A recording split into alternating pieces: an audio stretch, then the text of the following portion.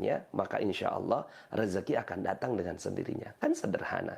Dibandingkan dengan kita harus bekerja keras. Betapa banyak orang yang bekerja keras, tapi dia masih menggunakan perisainya kemana-mana.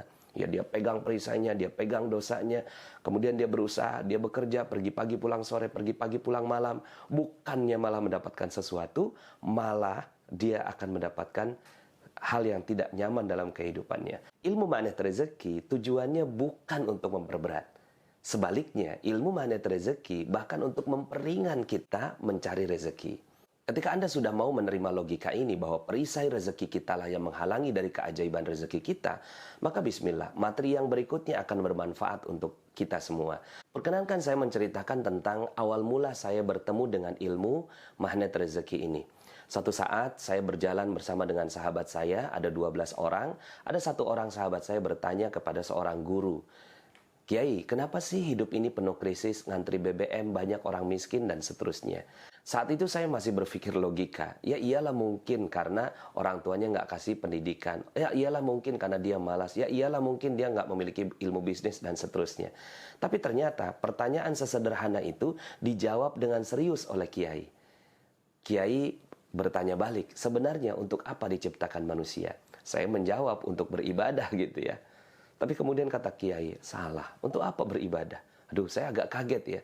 Karena baru ketemu dengan seorang kiai yang mengatakan hal seperti ini. Karena sebelumnya saya meyakini bahwa hidup adalah untuk beribadah. Wa ma khalaqtul jinna wal insa illa liya'budun.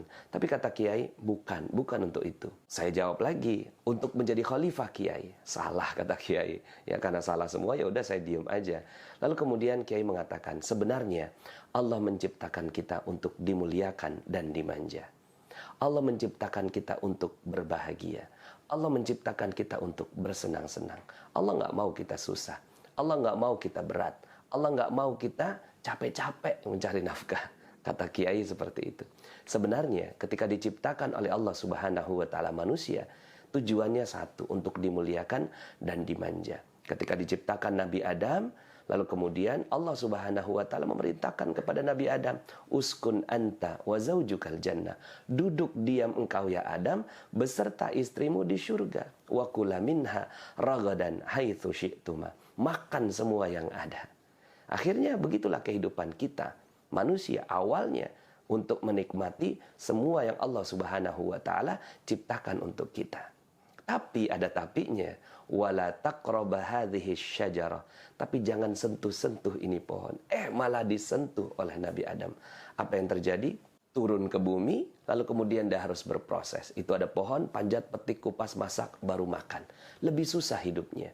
Maka kata kiai, sebenarnya Allah Subhanahu wa Ta'ala ciptakan kita semua untuk bersenang-senang, untuk hidupnya ajaib. Di mana? Di surga. Tapi kenapa hidupnya nggak ajaib? Karena satu yang dilakukannya, dosa. Jadi dosalah yang membuat hidup kita sulit. Dosalah yang memisahkan antara diri kita dengan surga Allah Subhanahu wa Ta'ala. Di surga hidupnya ajaib. Karena ada dosa, maka keajaibannya hilang. Apakah dosanya berhenti? Kata kiai. Enggak kiai, dosa lagi. Akhirnya nggak boleh metik, sekarang nanam.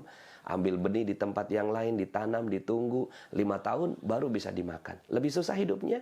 Lebih susah. Karena apa? Karena dosanya nambah. Apakah dosanya berhenti? Enggak. Dosa lagi manusia. Akhirnya nggak boleh nanam. Beli sekarang. Kerja keras banting tulang. Pergi pagi pulang sore, pergi pagi pulang malam untuk membeli sesuatu. Lebih susah hidupnya kata kiai. Iya kiai, lebih susah. Ya, dosanya berhenti? Enggak kiai. Akhirnya nggak boleh beli. Ngutang sekarang. Beli jilbab ngutang, beli pancing ngutang, beli baju majelis taklim ngutang. Ya, akhirnya ngutang jadi gaya hidup. Dia gesek-gesek itu kartu, pakai kartu kredit, dan seterusnya. Pada saat kiai ngomong utang, saya nunduk teman-teman. Ya Allah, gue banget pada saat itu saya sedang berada dalam kondisi yang terpuruk. Saya sedang hutang banyak, dikejar-kejar debt collector, dilaporkan polisi, digugat, dan seterusnya.